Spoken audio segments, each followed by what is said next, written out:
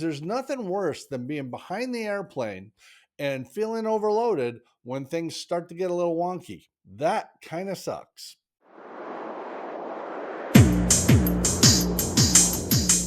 Hey, welcome back to the party. It's good to have you here. Today, we're going to talk about a topic that's pertinent to virtually all pilots. But first, do me the kindness of subscribing to the channel, liking this video, and prepare to leave a comment because I have a feeling you're going to have an opinion on this. Most of us don't fly just one airplane through the course of our flying career. It's likely you have one you train in and then you step up to something else. And there may be a bunch of different aircraft you hope to fly, and that's what we have to think about. How do we go from one to the next? For example, if you've been flying a Champ for years and you're good at it, and you get the opportunity to step up to a Mooney like this one, you might want to get some transition training.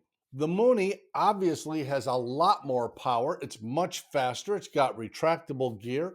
It's got more in the panel than the Champ by far. So it's kind of a no-brainer. If I'm going to go from the Champ to the Mooney, I probably need some transition training. Actually, I definitely need some transition training. There's no question about it. But what if I'm going from the Mooney to the Champ? Well, now I'm going to a much lighter, much simpler airplane, not nearly the horsepower. It's got fixed gear. It's not nearly the challenge, right? Well, no. The Champ is much lighter, which means it has less inertia. So it's going to act a little differently in the air. It does have less horsepower, which means it needs a little more finesse in that takeoff phase. And it's a tail dragger. And if you've never flown a tail dragger, you've just flown tricycle gear, you can adapt to it. It's not that tough, but it can be a bit humbling. Let me just be honest with you. I flew tricycle gear for years. I went to tail draggers. That first lesson is not a huge confidence builder. It puts a lot of doubt in your head, but you can do it. You just need good guidance from a CFI who's got experience in tail draggers and can walk you through the process, because whether you're taxiing or taking off or landing, if there's any crosswind at all, especially in a light airplane like a Champ, you're going to be working. It really does take some effort. It takes some thought.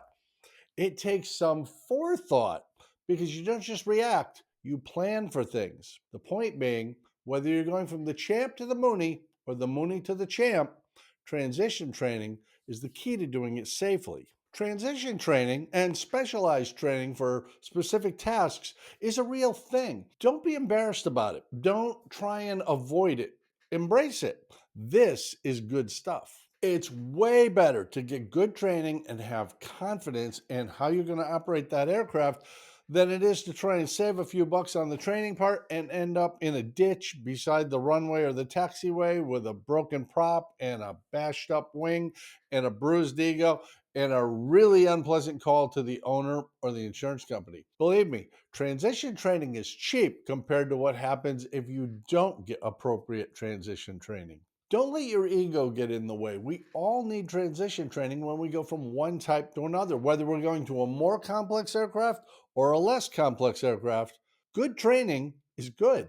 Now, that doesn't mean going from one airplane to another airplane necessarily requires a lot of transition training. For instance, let's say you went from this airplane to this airplane. There would be no transition training required because they're the same airplane, not just the same type. They're the same exact airplane. November 1927 Zulu. It's a 1962 Cessna 150C model. Over time, it got painted. It looks different. It's had a little bit of work done to it here and there, but it's basically the same airplane. And if you went from that 1962 150 to a 1964 150, or even to a 152, you may not require any actual transition training because they're basically the same. Same company, relatively similar horsepower. The 150 has 100 horsepower with the Continental O200. The 152 has 110, 115 horsepower with the Lycoming O235, but they operate basically the same. You may notice some little differences with things like the 150 originally had 40 degrees of flap, where the 152 has 30 degrees of flap. So on landing, you may have to adjust your technique a little bit. You might wish to do that with a CFI, or you might just fly the 152 as you would the 150 and only use 30 degrees of flaps. We don't need to go to 40. That's perfectly acceptable. But sticking with the Cessna motif, what if you went from this Cessna to this Cessna to this Cessna? Now we're talking a whole different story. To the untrained eye, these three models look very similar. They're all high wings, they're all single engine, they all have an enclosed cockpit, they're all tricycle gear. There doesn't seem to be much difference between them, but there is. There really is.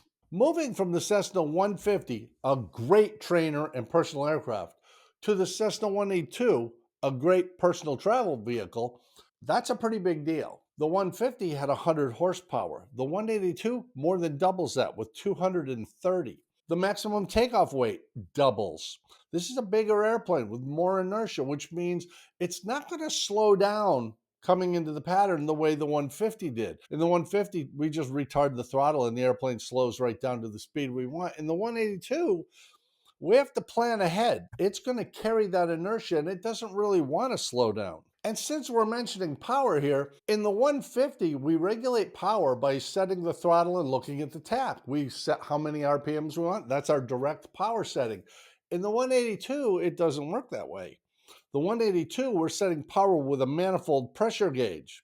We set our tach with a separate propeller control, and there is no direct relationship between the two. The method that we regulate power is different between these two airplanes. Not only are we regulating power differently, there's an extra control on the panel. We have a propeller control, which controls RPM. We never had that in the 150 or the 152 or the 172.